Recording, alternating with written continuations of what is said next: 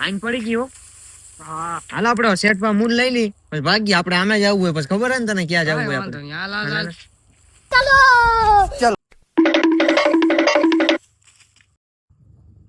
કલા ક્યાં ભાગ્યા તમે? હવે અમારો ટાઈમ થઈ ગયો ઘરે જવાનો 6 વાગી ગયા. હવે તમે 100 રૂપિયા અમને વધારે દિયો ને તો અમે 1 મિનિટ ના રોકાયો. ઈ તો બધું ઠીક છે પણ આ માંડવી કેમ લઈને ભાગ્યા? 15 વીઘાની તમારી માંડવી અમે ભેગી કરી દીધી. હવે થોડીક માંડવી અમે લઈને આ ગયા આમાં શેઠ. ઈ મને ખબર છે તમે ઓરા ખાવા નથી લઈ જતા, ઈ તમે બાઇટિંગ હારું લઈ જાવ છો. એ બધું તો ઠીક છે, અમારી મજૂરી તો લાવો, અમારે જાવું છે. અમારે મોડું થાય હો પછી.